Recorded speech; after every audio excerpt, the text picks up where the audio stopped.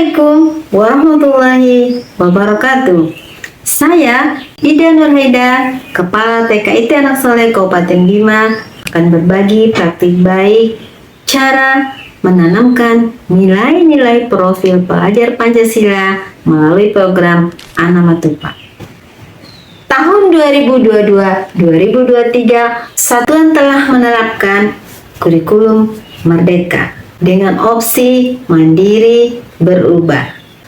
Kepala sekolah adalah pemimpin yang harus terdepan dalam membekali diri dengan pengetahuan tentang implementasi kurikulum Merdeka.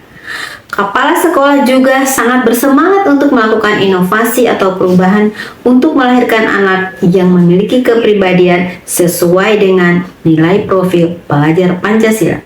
Kondisi anak yang datang dari berbagai latar belakang yang memiliki karakter dan keunikannya. Ada anak yang kurang mandiri, sangat sensitif dan mudah menangis, membuang sampah sembarangan, kurang peduli dan sedikit liar, sehingga apabila tidak sengaja disenggol temannya, maka ia akan reaktif dan membalas secara fisik. Sementara itu, di satu sisi, satuan ingin memberikan layanan terbaik pada anak dan terwujudnya PAUD berkualitas. Tantangan yang dihadapi adalah kurangnya dukungan orang tua untuk meneruskan di rumah model pengasuhan dan budaya positif yang telah dikembangkan di satuan pendidikan. Kegiatan parenting rutin yang diselenggarakan oleh satuan kurang adanya partisipasi dan kehadiran orang tua. Kemampuan literasi dalam arti luas yang dimiliki pendidik masih kurang, di mana pendidik harus dituntun agar dapat menyelesaikan permasalahan yang dihadapinya terkait pengasuhan dan pendidikan anak. Sebagai kepala sekolah, saya berpikir apa yang dapat dilakukan sebagai solusi dari keadaan dan kondisi yang ada. Selanjutnya, saya melakukan langkah-langkah sebagai berikut. Melakukan rapat antara kepala sekolah dan pendidik, melakukan koordinasi dengan orang tua terkait kondisi dan keadaan di satuan, dan yang ketiga, menyiapkan sarana yang dibutuhkan yang dapat menunjang program dan strategi. Yang keempat, melaksanakan program harian Anamatupa, yaitu anak yang nasionalis, aktif, mandiri, terampil, unik, peduli, dan amanah. Program ini muncul dari kebiasaan kami di satuan yang selalu memberikan pujian atau reward kepada anak apabila telah bersikap atau berperilaku positif. Tupa dalam bahasa Bima artinya luas, bisa berarti smart, pintar, kreatif, rajin, resik, santun, penurut, disiplin, peduli, dan lain-lain. Jadi Anamatupa artinya anak yang smart, pintar, cerdas, rajin, kreatif, mandiri, jujur, amanah, dan santun. Anamatupa adalah harapan kita semua dan orang tua. Anamatupa sendiri adalah akronim dari anak yang nasionalis, aktif, mandiri, terampil, unik, peduli, dan amanah. Anamatupa sendiri sinkron dengan visi satuan yang telah disesuaikan dengan kurikulum Merdeka.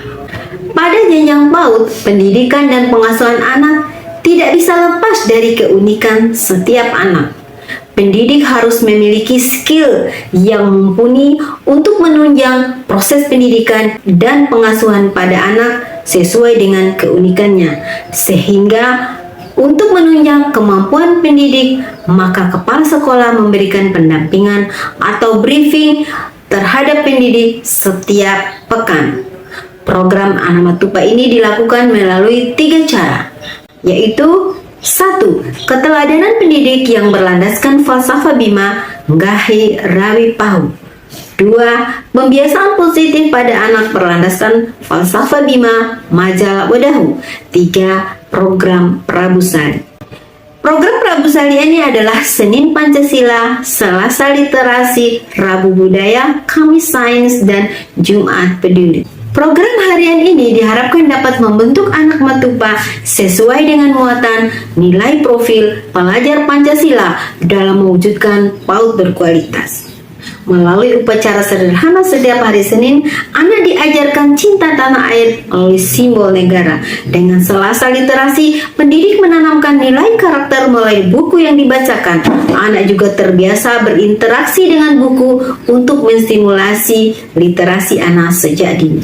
Melalui Rabu Budaya, anak dikenalkan pada pakaian khas Bima seperti rimpu, sanggentu, kapente, ataupun sam. Sedangkan Kamisain adalah program untuk melatih kemampuan berpikir kritis pada anak secara sederhana melalui pengenalan konsep-konsep seperti konsep sebab akibat. Sedangkan kegiatan Jumat Peduli adalah upaya untuk menstimulasi rasa kepedulian anak, baik pada diri sendiri, pada orang lain, maupun pada lingkungan sekitar. Setiap hari Jumat, anak melakukan kegiatan segar atau sehat dan bugar. Jumat berinfak dan gotong royong membersihkan lingkungan sekolah. Program segar adalah merupakan pengenalan makanan sehat bergizi seimbang dan senam bersama bagi anak. Sedangkan Jumat berinfak adalah anak memasukkan infak pada celengan, dan pada akhir bulan pendidik memberikan sembako yang akan diserahkan kepada duafa bersama-sama dengan anak-anak. Adapun hasil dari praktik baik anak matupa ada terbentuknya perilaku positif anak seperti terbiasa beribadah secara sederhana sesuai agama yang dianut, santun, mandiri, jujur, mudah diarahkan, serta peduli pada sesama dan lingkungan. Anak mengenal simbol-simbol negaranya, terbentuknya kemampuan literasi anak sejak dini, mencintai buku dan aktivitas membaca, mengenal budaya daerah, mampu berpikir kritis, dan mengenal konsep-konsep secara sederhana. Pendidik sangat semangat untuk belajar dan memperbaiki skill. Kepala sekolah juga terus berupaya melengkapi fasilitas dan kebutuhan satuan seperti membuat pojok baca. Orang tua sudah lebih aktif berpartisipasi dan bersinergi dengan satuan pendidikan walaupun belum sempurna. Strategi anak matupa ini sangat baik dan positif diterapkan pada PAUD dimanapun di seluruh wilayah Indonesia, tentu dengan menyesuaikan kearifan lokal masing-masing daerah. Harapan saya, semoga praktik baik ini dapat memberi inspirasi bagi teman-teman kepala sekolah atau pengelola PAUD hebat di seantero negeri ini. Demikian Ibu dan Bapak guru hebat di seluruh Indonesia. Mari kita wujudkan pembelajaran berkualitas dengan implementasi kurikulum merdeka dalam mewujudkan generasi hebat Indonesia yang memiliki karakter dan sikap sesuai dengan profil pelajar Pancasila. Wassalamualaikum warahmatullahi wabarakatuh.